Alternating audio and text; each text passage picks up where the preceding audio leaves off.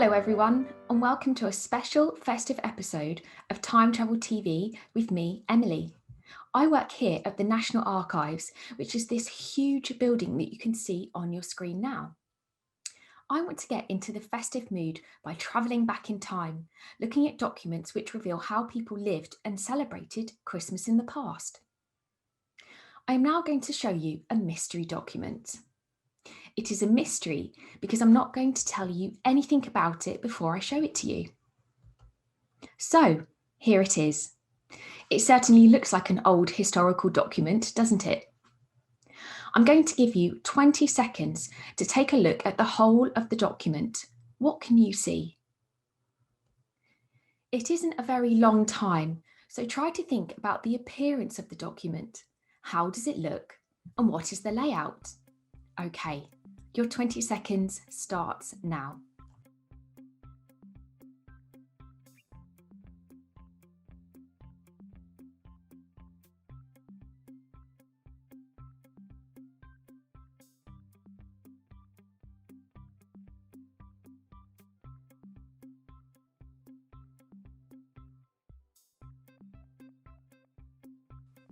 Time's up. What did you spot? I will run through a few things that I noticed. So the handwriting is hard to read and looks quite scratchy.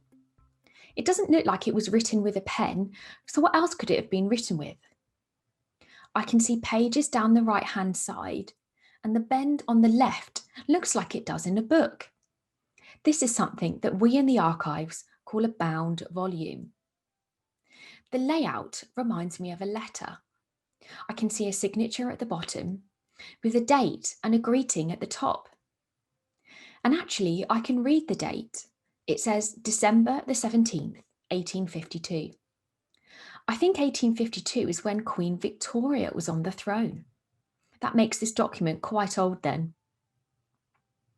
Well done. Did you spot the same things as me? Maybe you were able to find even more. Using the observation skills that you've just practiced, you have 40 seconds this time to look at this section. Take a look at the handwriting and see if you're able to recognise any of the words.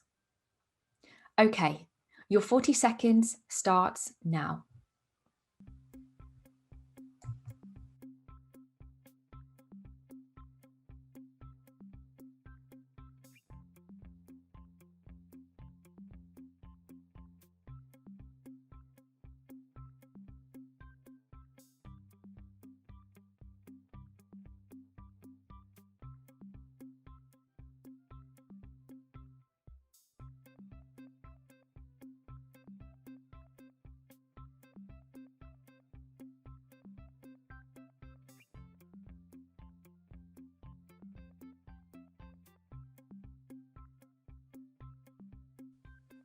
Welcome back. So which words could you pick out? I read at the very top, my lords and gentlemen. And then further down on the third line, I read a treat of roast beef and plum pudding.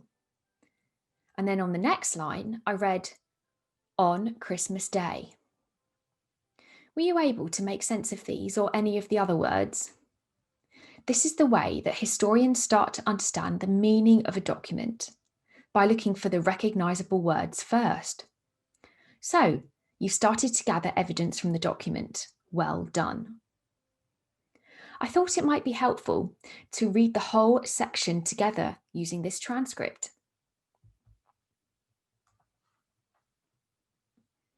My lords and gentlemen, a subscription has been entered into in Mansfield to afford a treat of roast beef and plum pudding to the inmates of the workhouse on Christmas Day meal, instead of the usual diet of the day.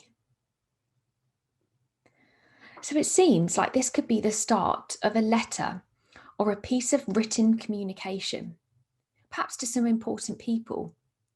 And the style of the language does seem quite old-fashioned, doesn't it?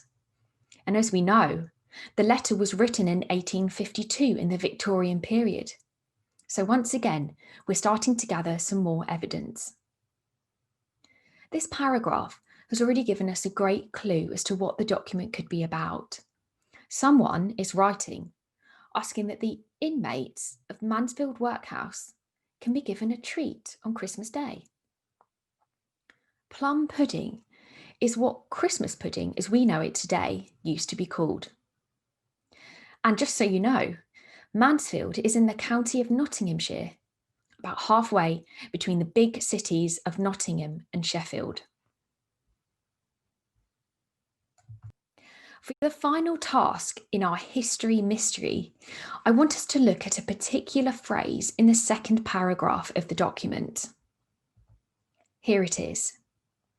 It says, "Great inconvenience would arise from the treat being given on the Christmas day."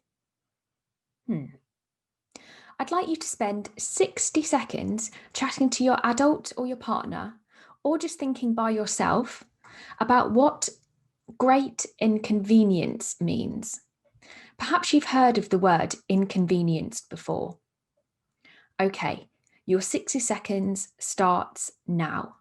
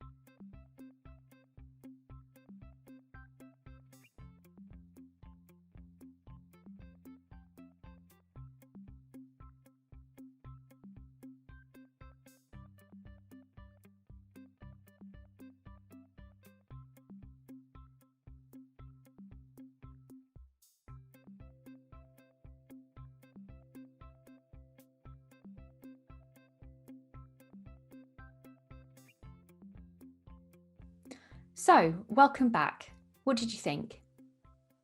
The word inconvenience means something that is causing a lot of problems or difficulty. For example, it would be inconvenient to be asked to do a chore when you're busy playing with your toys. But in the context of the document then, what does the phrase mean?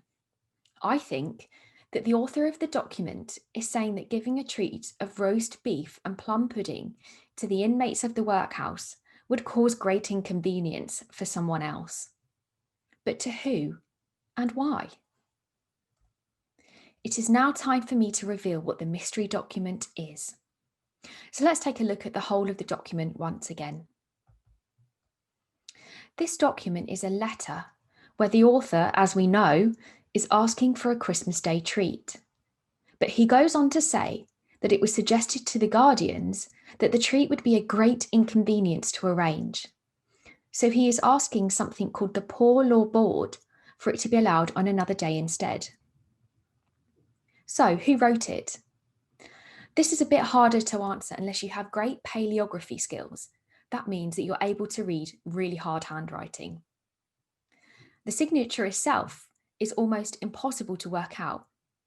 But written at the top of the page, it says W.E. Goodacre, Clerk. So let's explain these words.